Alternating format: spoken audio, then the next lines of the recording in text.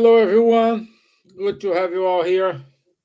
It's Wednesday, 22nd of November 2023. It's 9 o'clock here in Ireland, in London, 10 p.m. in France. It's time for our spiritual light conversation. So, thank you very much for being here with us today. And today's topic is what makes it important to forgive our enemies. And to talk about this topic, I have my friends Charles and Silvia. And any help from you, any questions you may have during our conversation, please write in the comment box. Please participate with us. And I want to say good evening, Miss Gibbons. How are you, my dear?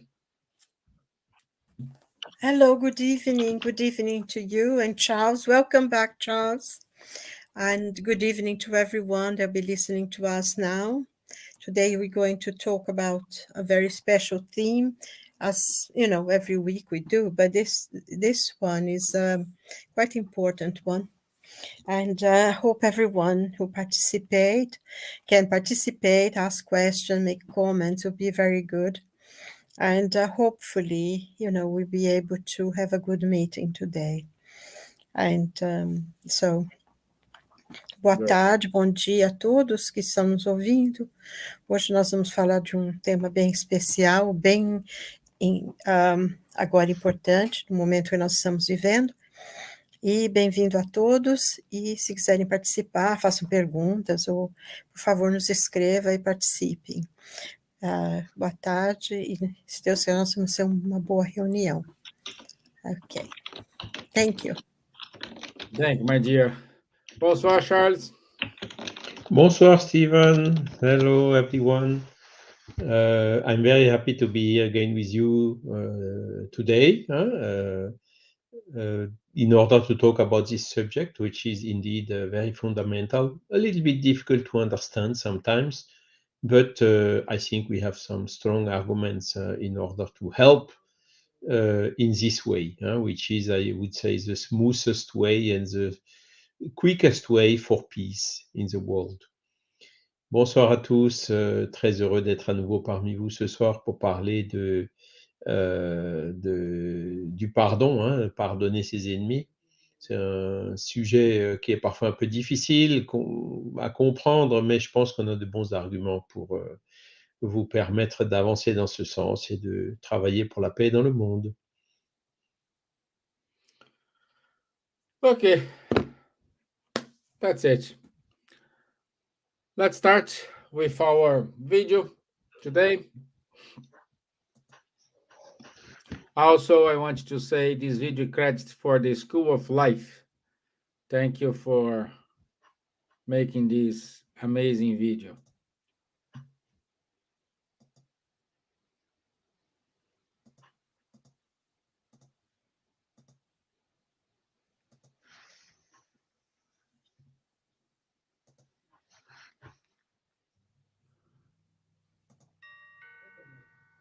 It can be so hard to forgive because so often we simply are in the right, and the scale of the folly, thoughtlessness, and meanness of others seems utterly beyond our own measure.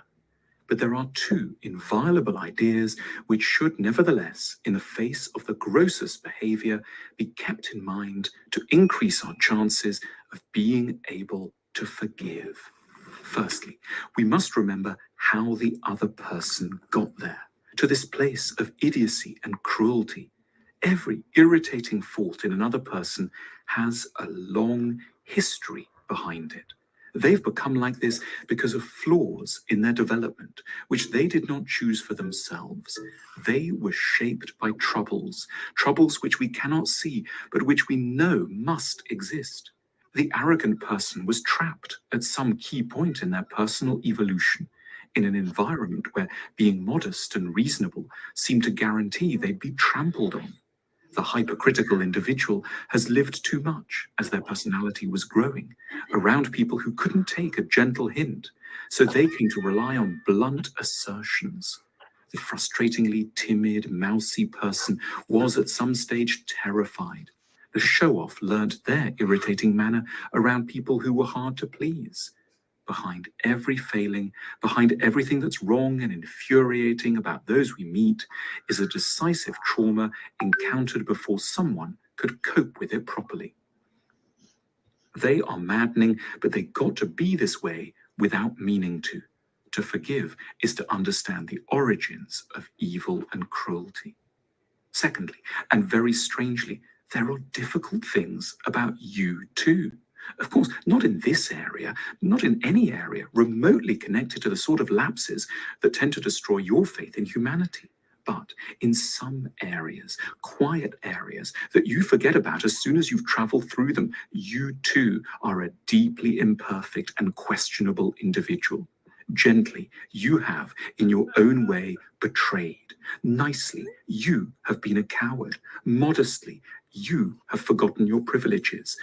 Unthinkingly, you have added salt to the wounds of others. We don't need to know anything about you to know this as a certainty. We must forgive because, not right now, not over this, but one day over something, we will need to be forgiven. We would in the past regularly have looked upwards to the heavens for this forgiveness. We do that less and less nowadays. But that doesn't attenuate the need for some moments when we limber up to utter that most implausible word, sorry, or indeed stretch our ethical imagination in order to pronounce those even more arduous and unnatural sounding words. I forgive you.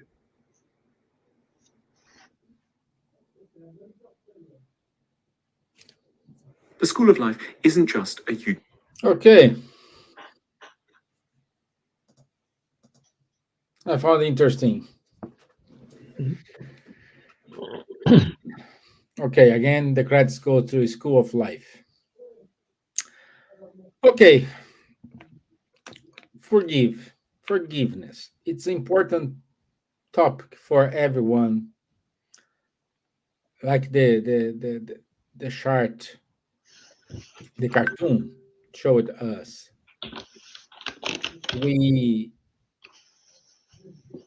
Someday we will screw up something and we will need to be forgiven. Someday you need to forgive someone. But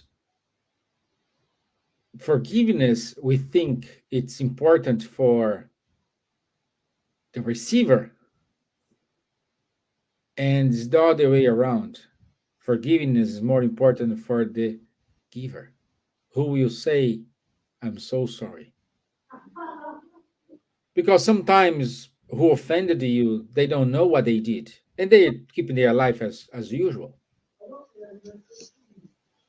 And just you are keeping that thing, living that thing every single day, every month. You're kind of feeding this bad feeling every single day, every single day. And only you will be able to sort this out. You put yourself inside of this trap, and you are the only one who can get you out of this trap.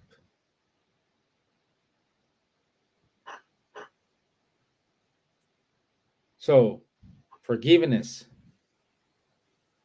it is a medicine for the body and for the soul. My friends, this is my 2 cents. If you want to complement or starting to put it more structure according to Allan Kardec, please help me here. Charles? Yes, indeed. I think you told very importantly, the only one who can forgive is ourselves. Nobody can forgive on behalf of someone else. So that's a fact. Huh? And Jesus told, of course, we need to be forgiven. We have also done wrong things, mistakes, and whatsoever, needing mistakes. he told us also, do unto the other what you would like the other to do unto you. So if we would like to be forgiven when we are failing, how can we pretend not to forgive the other when the others are also failing? Huh? Human mistake is human. Huh? We are not perfect. Only God is perfect. Huh? So how can we live together without this forgiveness? And when we think about what is the opposite of forgiveness, is you keep bitterness, for instance. What happens when you keep bitterness, when you don't forgive? You get ill, because bitterness gives you adrenaline, gives you a lot of troubles, a lot of problems, physical problems, health problems. So clearly, it's in our interest to forgive, because if we forgive, we just let go, we just come back into a beneficial circle instead of staying into this vicious circle of bitterness. Yeah? And we can also make some other thinking, like if you don't forgive, what is your intention? To revenge? Someone has done something wrong with you, okay? Maybe this person was in a bad day. Maybe this person did it without knowing, without being conscient of doing something wrong to you. There can be a lot of circumstances or that can explain why that happened at that moment with that person.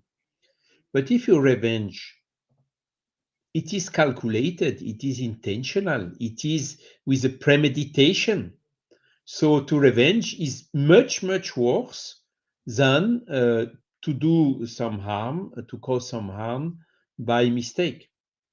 And typically we are seeing it nowadays, what's happening. There is, I don't know, Silvia, help me, eye for eye, tooth for tooth. Is it correct? An eye for an eye and a tooth for a tooth, yes. An eye for an eye and a tooth for a tooth. I think Okay. this is for a tooth, yes. Yes. So this is one, how to say, statement coming from 3,500 years ago from Moses. But it has been wrongly understood. It's from the law of Hammurabi, isn't it? Yes. Sorry, go on. It's from the law of Hammurabi. Exactly. It has been wrongly understood. It is wrongly interpreted.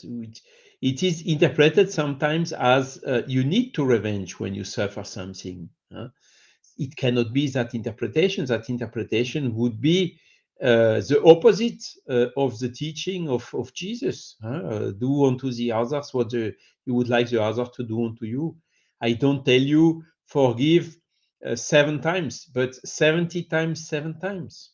Means forgive, how to say, as much as you can immediately, systematically.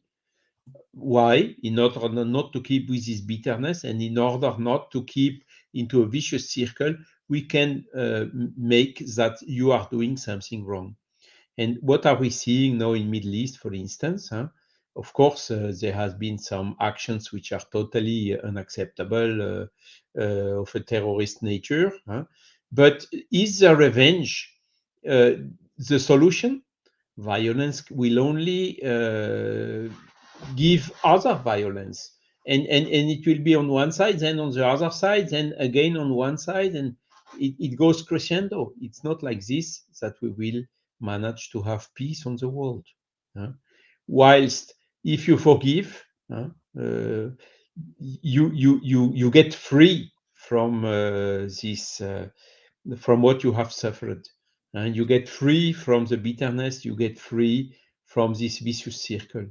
So that's the way to think about. And when we, of course, want to base this on the spiritist body of knowledge, on this particular point, the spirits are just 100% confirming the teachings of that we can find in the gospel, but not only in the gospel.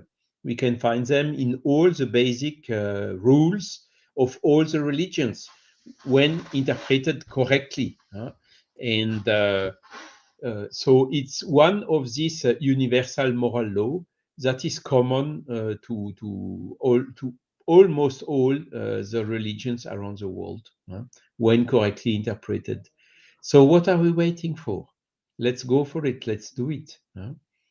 And Allan Kardec told also, out of charity, there is no salvation. And when you look, what is the definition of charity according to the Spiritist body of knowledge? Question 886 of the Spirit's book. It's benevolence towards everyone, indulgence towards the mistake of the others, and forgiveness of the offenses we have suffered. So you see, everything is absolutely consistent and linked. The fact to forgive is for us, I don't say a question of survival, but a question of health, a question of well-being. As simple as that. Simple like that. Simple like that. Simple things are sometimes the one which are most difficult. What are we waiting for? Not so easy to forgive sometimes. Yeah. But when we think about it, is by far, very clearly, the best solution, the best reaction we can have. Yeah. Yeah. Yeah. It is. It is. And at the same time, we always like to judge. We always like to judge someone. We always like to act as a judge, let's say. I think that's the right thing to we act, we know what to say, we know what to do when things happen to the others, but when things happen to you, oh no, but this case is different. My problem is stronger than yours, is more important than yours, is always this. But at the end, all the problems have the same importance. All the problems happen to us because of something. We don't know what is in your reincarnatory plan, but perhaps you shall have this uh, argument, this problem with that person because you will learn a lesson, and at the end you need to reconcile. We never know. We never know. Miss Gibbons, you are so quiet today. Let me wake you up, please. I'm not quiet today. I'm just listening to you and to Charles.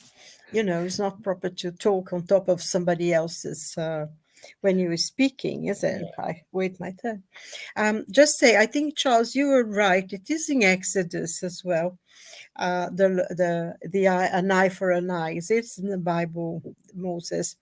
But it comes, I think, originally from the Code of Hammurabi, which was one of the first dynasty, I think, of Babylon.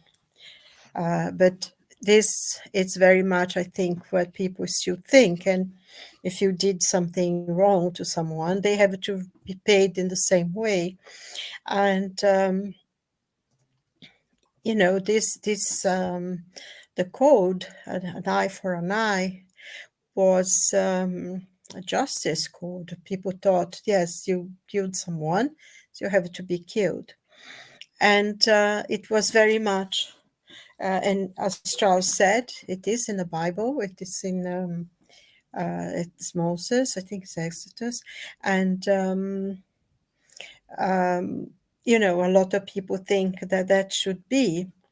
And of course, as Charles also mentioned, with Jesus, everything changed because he didn't think an eye for an eye.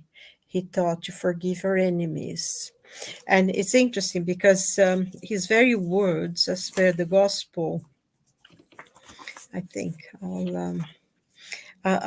read it. It's in Matthew.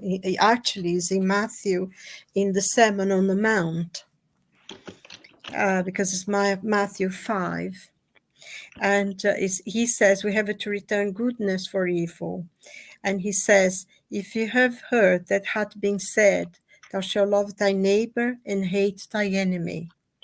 But I say unto you, love your enemies, bless them that curse you, do good to them that hate you, and pray for them which spitefully use you and persecute you, that ye may be the children of your Father which is in heaven. For he make his sun to rise on the evil and on the good, and sendeth rain on the just and on the unjust. For if love them which love you, what reward have ye? Not even the publicans the same. And if you salute your brethren only, what do more than others? Do not even the publicans so? And then he goes on to say, and this is in Matthew as well, for I say unto you that except your righteousness shall exceed the righteousness of the scribes and Pharisees, ye shall in no case enter into the kingdom of heaven. So what Jesus is saying,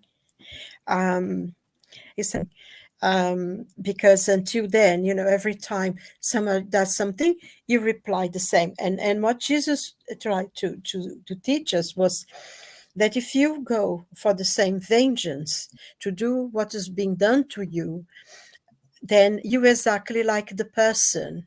You are no different from the person who's being bad or being evil.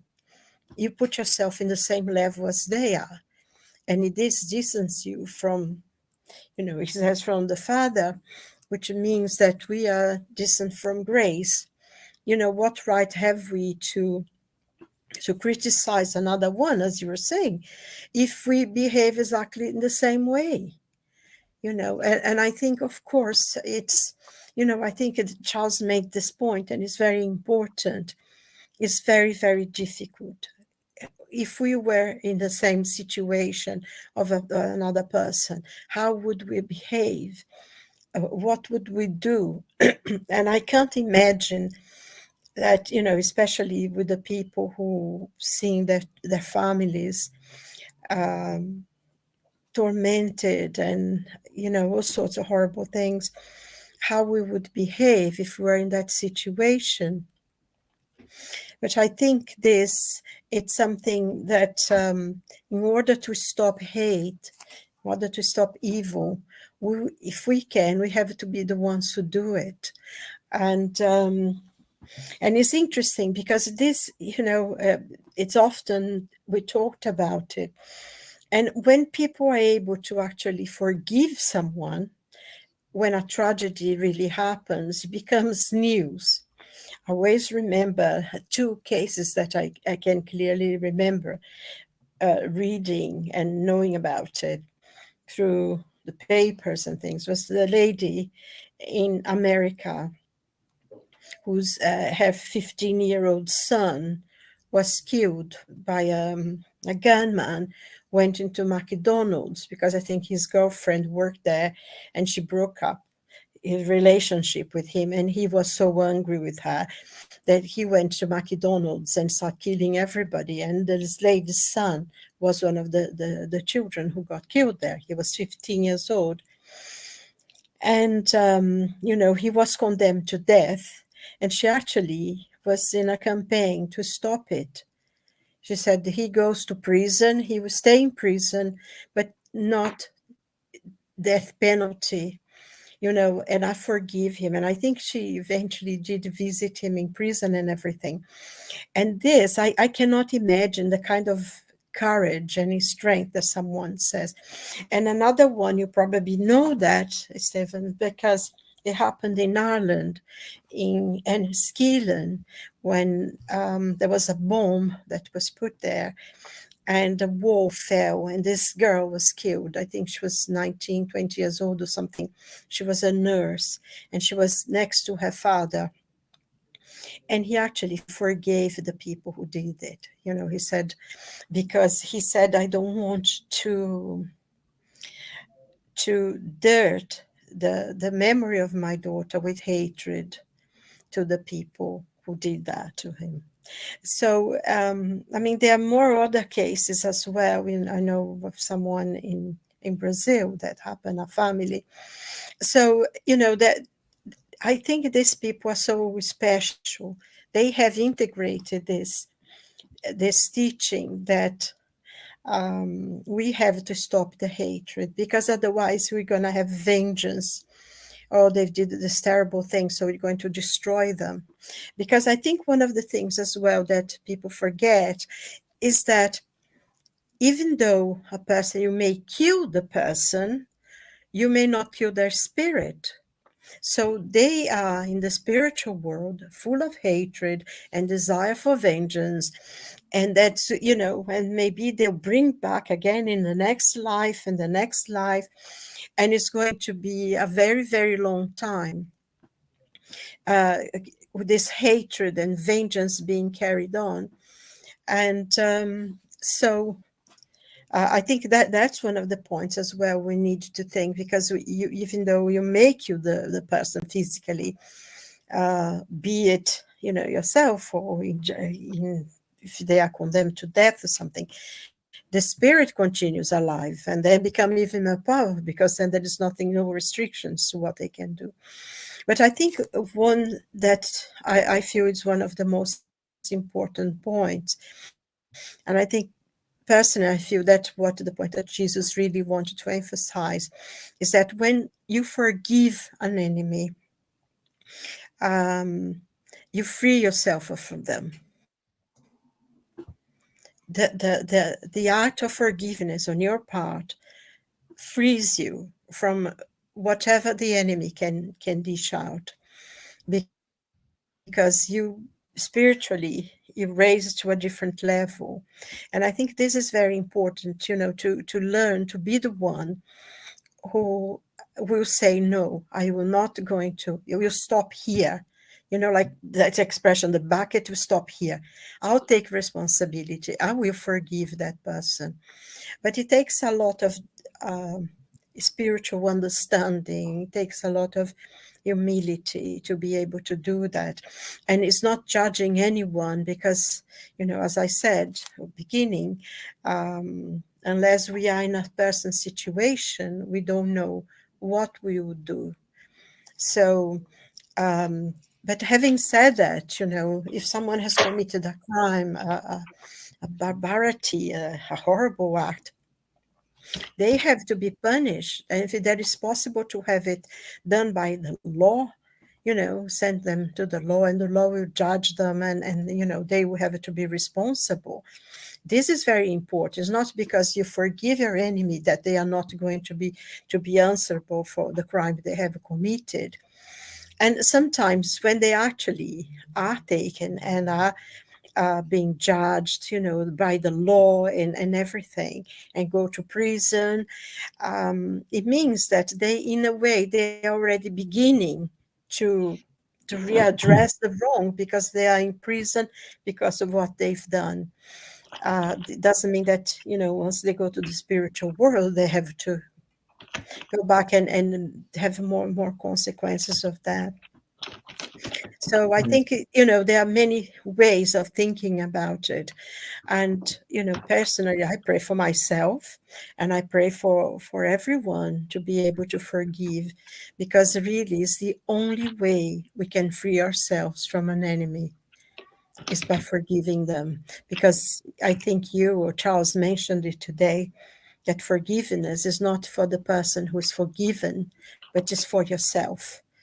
You clear yourself from hatred, from anger, from, all sorts of things. And I think, just very briefly to conclude, I remember this lady, this Jewish lady who lived in America. She was in Auschwitz. She was in a concentration camp. And one day she was talking about forgiveness, because when she was there, she was about 5 years old, and she had a twin sister. And she and her sister, because they were identical twins, and they were part of the experiment that Mengele had was doing in Auschwitz with the twins. And she survived, and her sister survived as well, but was always very, very sick. And she said she decided to forgive him for what they've done, and it was a terrible thing. It's unimaginable what happened. But she said, otherwise, I'll have him in my heart all the time if I don't have the strength to forgive him. So I forgive him, so I don't have to be, he doesn't need to be with me in my life, guiding me. And I thought, this takes a lot of courage. So I think sometimes people, not only in a day-to-day life that you forgive something, but in a situation like this, that some of the examples that I mentioned, the people needed to really get out of themselves. I can't imagine the strength to be able to forgive that kind of enemies. So it's important for us, for our own heart, to be able to forgive. So that's Yeah, it. you made me to remember. One day I was working for travel, and I was in the US. And during the jet lag period, I was watching TV, and come up on TV a woman. And the story of this woman is her son was killed by another man, same age. I would say like the son was like 18 years old, 19 years old, teenager.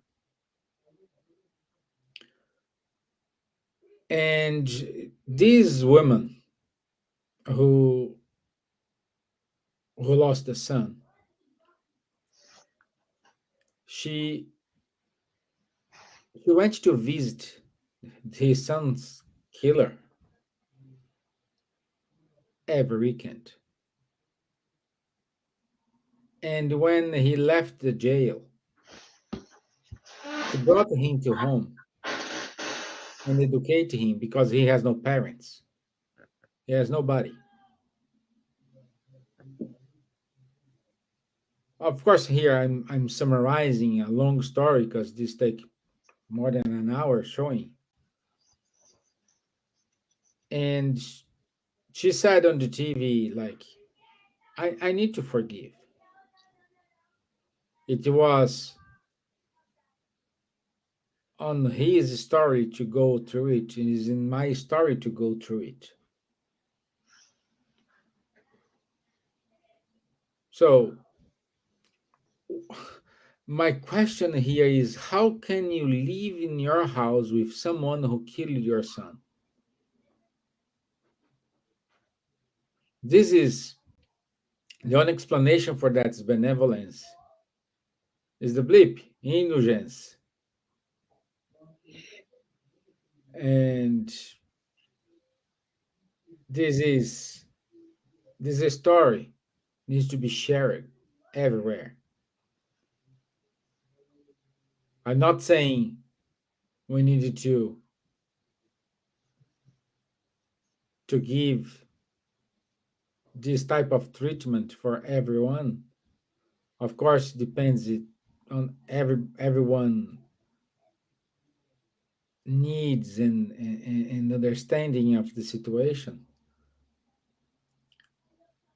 But do not doing nothing is worst. It's better you start your forgiveness process today in small steps. Then you need to reincarnate in a tough decision, in a tough moment, in a tough family, in a tough environment to learn to forgive. It's your choice. It's in your hands to decide what to do.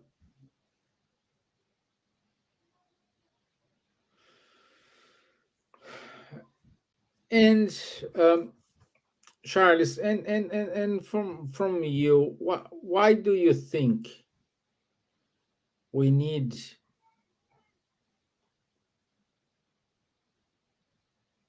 no, that's the wrong question. Um,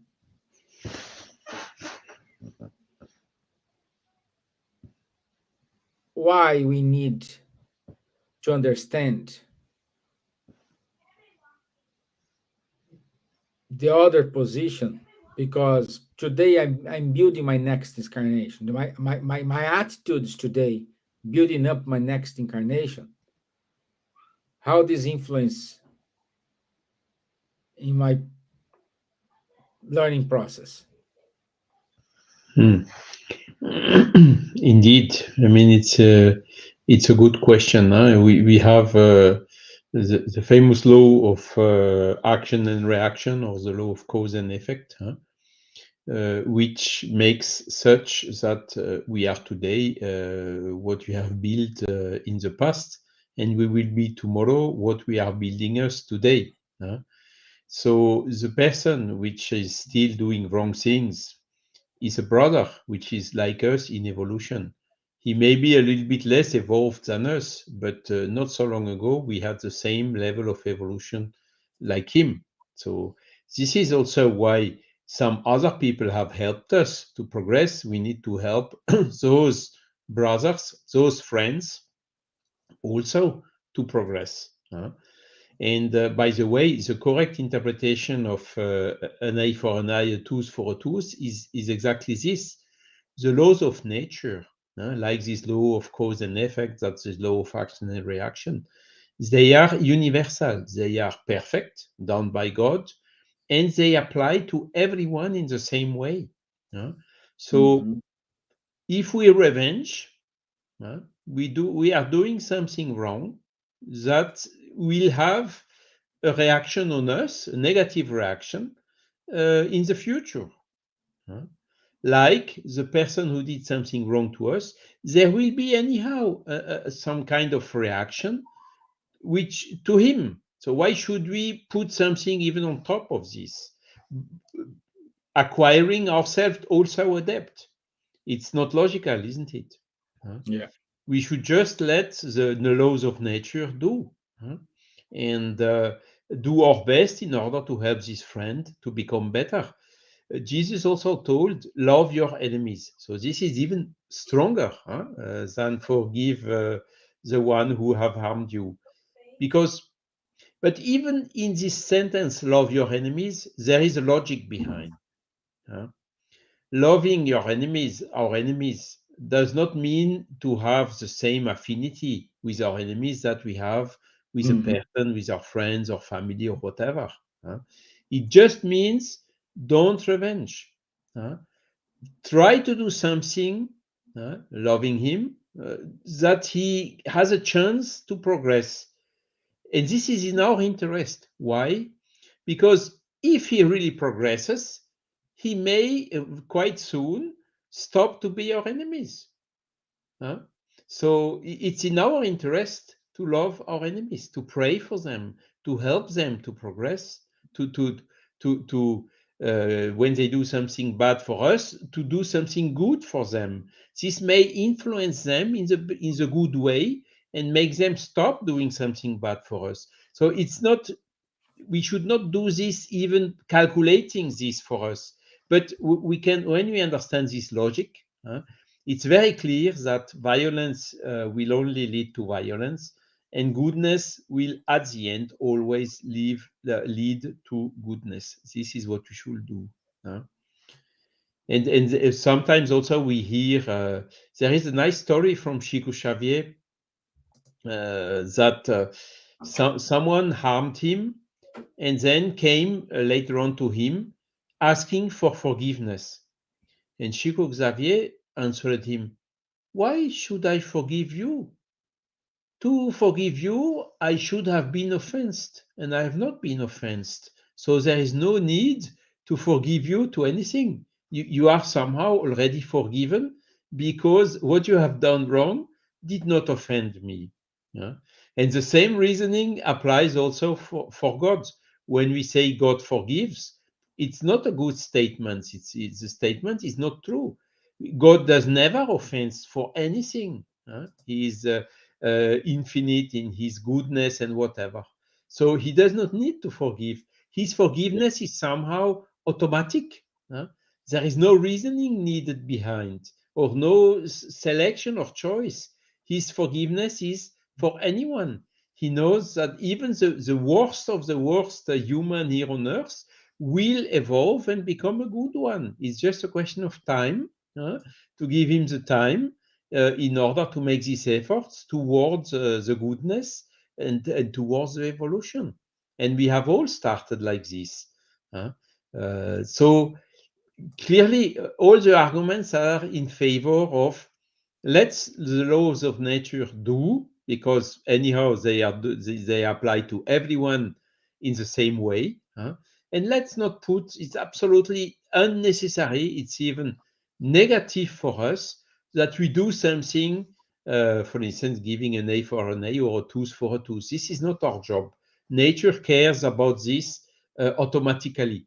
So we don't need to persecute or to revenge or whatever, because at the end, this works firstly against ourselves. So let's refrain to do that, and let's try to work to progress in the sense of let's love our enemies, let's help them to become better persons. Yeah, that's it.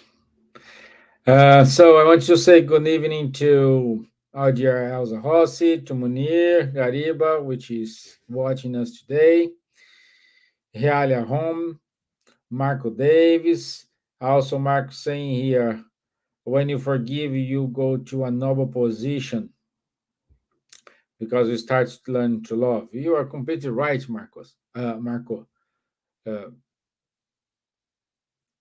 the noble position to love is not a status position, but it is a position in which you learn how to serve, how to be in someone's shoes, and start to understand their position, understand uh, how things works. So, my dear Silvia, anything to add? No, I think Charles made a very good point, actually, in explaining, like the spirits explained to us that when Jesus asks us to love our enemies, he didn't say that we have to have the same kind and same affection for our enemies. And because it actually, they explain that this is physically impossible because we don't feel the same way. That is all completely different vibrations. But they ask us not to wish them any harm, not to desire that something horrible happens to them and everything. And I think this is very important because it's a way for us to raising ourselves to a different level. I think something like Marcus said, because then whatever they want to do to us, they cannot.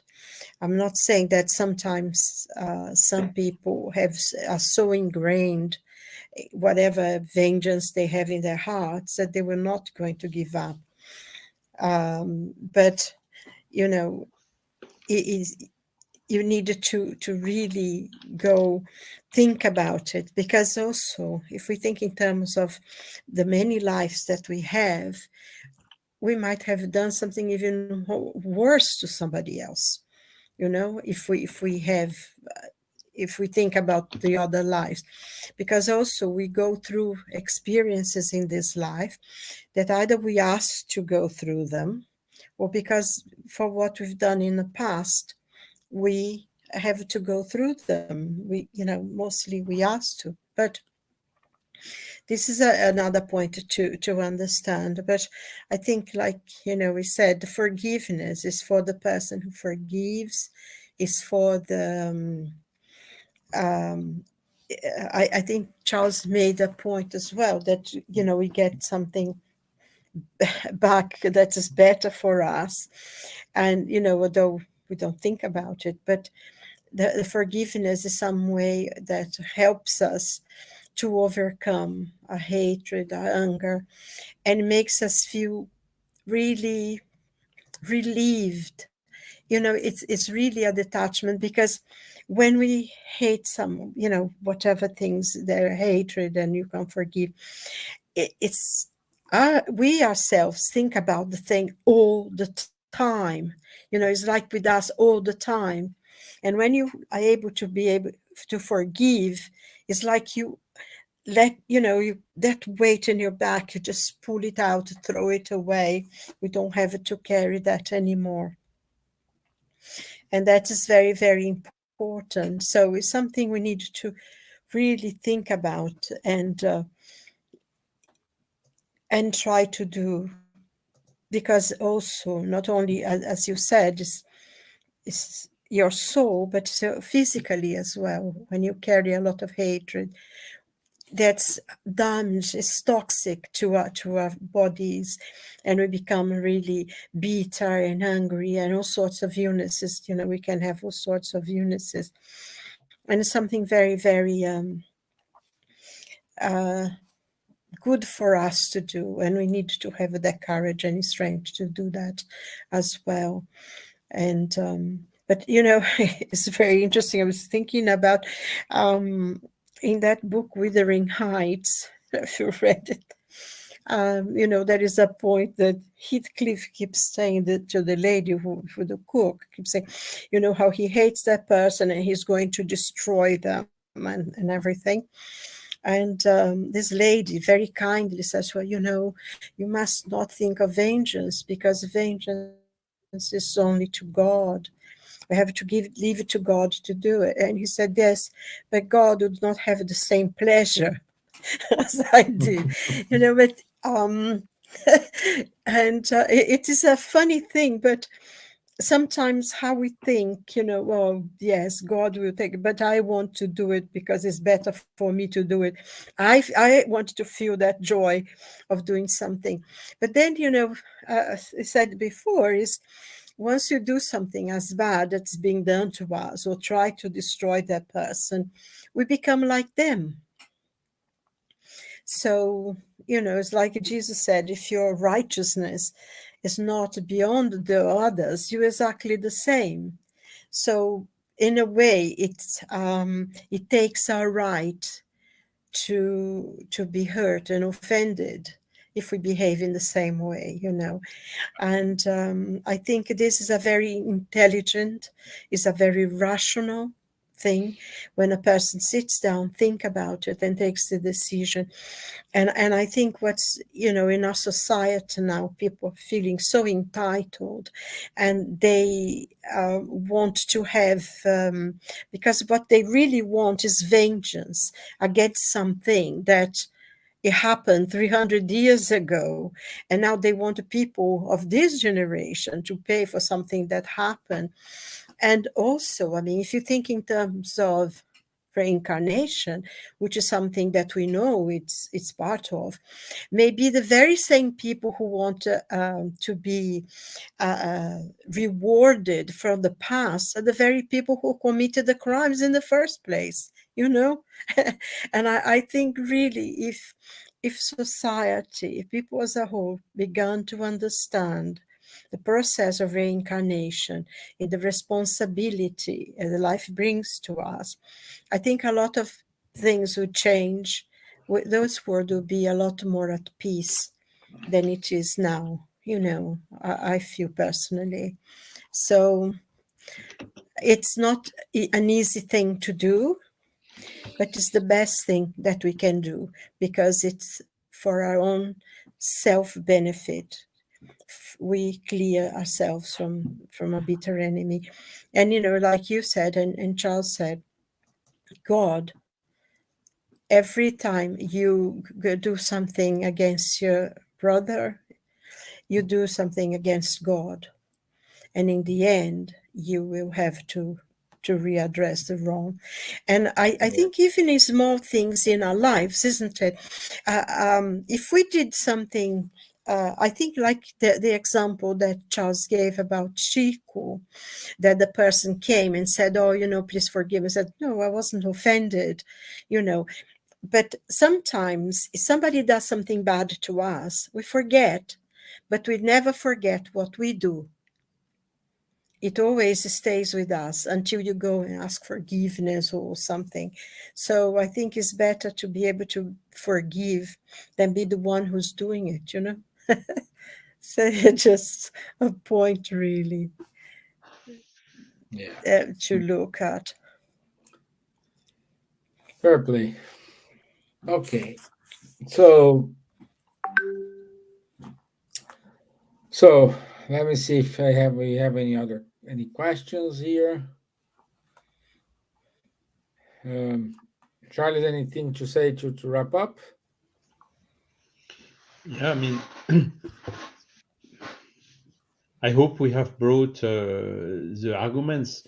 Of course, it's not as simple as that, just understanding, okay, next day you do it, because we have these habits so strongly anchored in us since so many time that it needs also some time to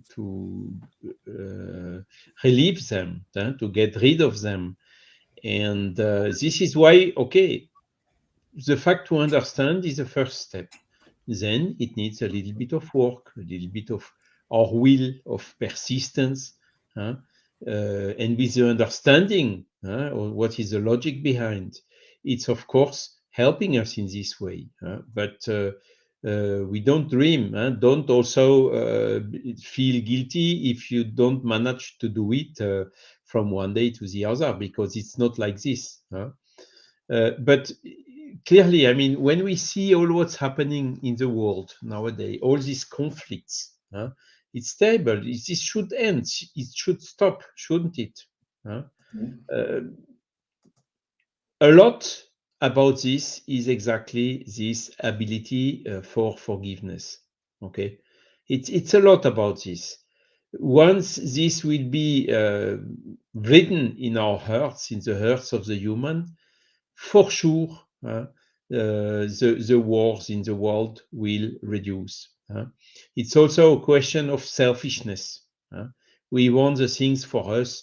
We want to impose our system, our way to see, our way to, and then a lot of times the lack of forgiveness comes from the pride we have, the excessive pride that we should also work against in order to get to try to do whatever we can to diminish it. And all these actions together, which are this action of self-improvement, of moral reform, as Kardec used the expression, will help us to progress in this direction.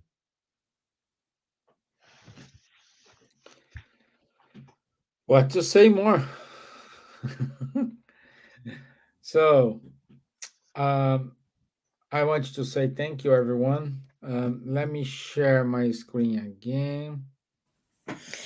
Just one point, Stephen, very, very briefly. There is a quote from Chico Xavier that he says, unless we are willing to forgive one another, we will not be able to bear the weight of our tribulations. So that's a good one. Very good one. Very good one. Okay, let me share. And today, it is the birth anniversary from Amélie Boudet. Amélie, for those who doesn't know, she was wife, Allan Kardec wife, and she remained completely on the backstage in this entire process, and nobody knew what she did. Just after these documents, which Charles is one who helped us to find the documents. we understood how important Amélie was for Kardec, for the Spiritism, and I want you just to say here, thank you, and uh, it's good to let everybody knows how important she is. Charles, you did the research, you helped find the documents. Perhaps you have more things to say. Yeah, Amélie, it's 228 years ago. So it's Yeah. I remember we commemorated the 200 years of Kardec's birth in Paris in 2004. And Amélie was a little bit older than him. And really, how to say, the first time they met, Rivail with Amélie, they immediately recognized that they were done one for the other, that their mission was to be conducted together, one assisting the other one, or even tempering or moderating sometimes the other one. And this is really what Amélie did. She was really, how to say, always helping her husband in all the difficulties he faced as long as he was Rivail, and also during the codifications. Sometimes also temperating when Kardec wanted to go too quickly. She sometimes told him, wait a little bit and take care also about your health and whatever. And it was really a perfect fit between both. And her contribution to the mission that Kardec realized was also fundamental. Yeah. Yeah. So thank you, Amélie, and happy birthday. Yes. Okay. So next week, workers for the last hour, 6th of December. My gosh. So 9 o'clock. Stevan, 6th of December, no, next week it will be 29th. Oh, 29. I thought yes, it was today's in 27. today I we thought are today was 22nd. 29. Yes. Yeah, sorry. Yeah. It's work of the last hour. Yeah. I wrote off, but I typed off for. Yeah. That's what You're happened when tired, you Stevan. So yes. Workers Yes, of the and last it's the hour. 29th Yeah. November. See, next time, don't do working while you're talking, okay? You will correct it before programming, correct? Yeah, yeah. Okay. 10th of December, we will have the round table with our speakers who gave a talk about Gabriel Delan. So I will invite everyone to be online with us at 7 p.m. London time. Okay. Every Saturday we have the Mediums book study with with Munir Gariba, Guilherme Dias, Charles Kempf, 10:30 a.m. London time. Also, Ebony Paris at every Monday 8 p.m. She conducts a study of the book Astral City. And every other Tuesday, Rafael Caldas and Faye Waddington, they have a conversation on mediumship. This is it from us. I want to say thank you, everyone. Once more, thank Amélie. Merci, Amélie. Better saying this. Merci, Amélie. Thank you, Charles. Merci, Charles. Thank you, Silvia. Obrigado, Silvia. Thank And you. Thank you very much. Leonardo Bacarin Pedro wrote to us, behind a good woman, we have a wonderful, behind a good man, we have a wonderful woman. That's true. That's true. Okay, so thank you, everyone. Enjoy the rest of your day. I'll see you next week. Thank you. Bye-bye. Okay, good night. Bye. Have a blessed week.